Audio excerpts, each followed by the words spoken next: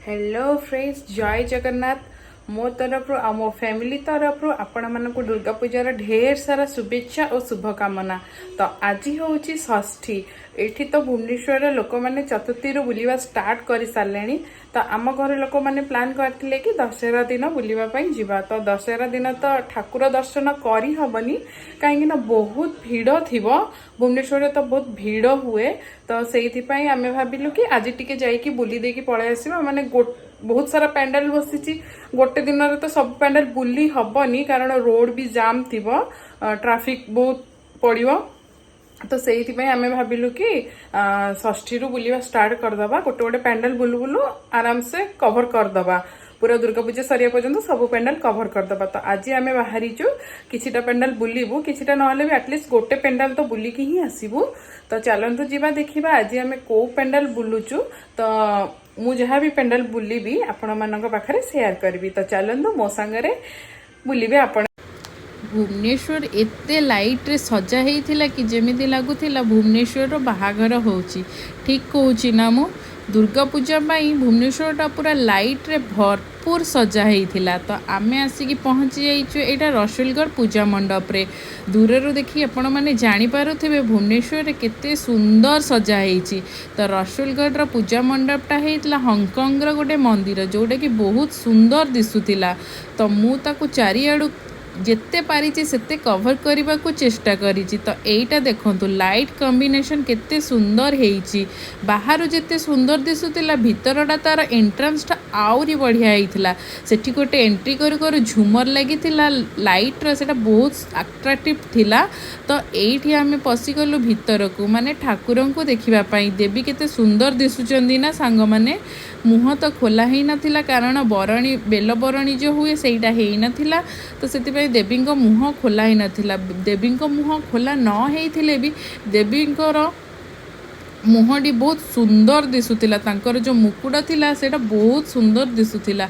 तो आमे पेंडाल रु बाहरी किछि चूड़ी देखिलु कारण मो सासू आ बोऊ पई मते चूड़ी नबार थिला कारण आम बिना से माने किछि शॉपिंग करिवेनी। दुर्गा पूजा तो बुलिबे किंतु शॉपिंग किछि करिवेनी कारण आम चॉइस न हेले से माने किछि जिंस पिंधंतीनी। तो सेइथि पई मु टिके चूड़ी देखि दउथिली सेमानंक पई नबा पई। तो मेला आसिले तो एई तो गोटे जिंस ना कि दुर्गा पूजा आसिले नुआ पिंधिबा किछि खाइबा किछि भल किनिबा। मेलारू जेते जिंस थिले भी माने झियो पिलांकर टिके मेला प्रति टिके वीकनेस थाए जेते तांको पाखरे थाओ मेला आसिले सेमाने किंतु किछि किछि जिंस नेबे ही नेबे।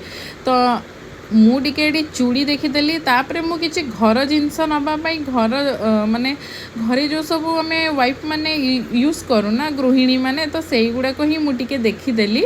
तो एठी मु तापरे खाइबा को पळेली कि टिके लंका चॉप नवरात्रि चलीथिला बाहर किछि जिनस खाइबुनी सेइथि पई लंका चॉप खाइकी तापरे आमे चलिलु टिके मेला भितर को माने बुलिबा पई। तो एठी छोट छुआंकर खेलना देखि किछि मने पडुची छोट बेल कथा। आमे जेतेबेले छोट थिलु एई सब खेलना खेलिबा पई बहुत माने जिद्दी करूथिलु। बड़ होला परे या प्रति टिके इंटरेस्ट कमी गला। माने मु तो बाहा होला परे मोर टोटली कमी जाइछि। बेसी खेलिबा पई मते इच्छा हुएनी कारण भाई ए सब जिंस किछि खेलंदिनी। तो भाई एठी टिके मटर सूप पी देले तो सीए आउ किछि बाहर खाई परिबुनी। तो सीए मते टिके टेस्ट करबा को दउचंती देख एडा केते सुंदर लागुची। पचाले मते तू खाइबो कि मु कहली हाँ खाइबी किंतु खाइबिनी मना कली। मु गोटे बाइट रे ही खाइली।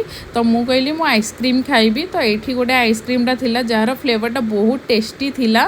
आउ बहुत सुंदर से आइसक्रीमटा को भी बाहर करूथिले। देखिबा पई भी जते सुंदर थिला खाइबा पई भी सेतिकी सुंदर थिला। तो आमे आइसक्रीम खाई सारी कि आमे आगो को चलू कि टिके किछि खेल देखिबा पई। मु खेली बोली भी कहलिनी कारण मु जानी भाई ए सब किसी खेल को पसंद करंदिनी।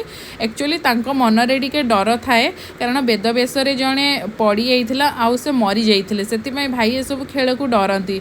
तो सीए मते कहले तू जहाँ किणुचु किण किंतु खेल कथा मते बिल्कुल कहनी। तो मु सेति पई तांको बहुत बाध्य भी करिलिनी। तो एठी आमे छोट छुआंकर खेल भी किछि देखिलु।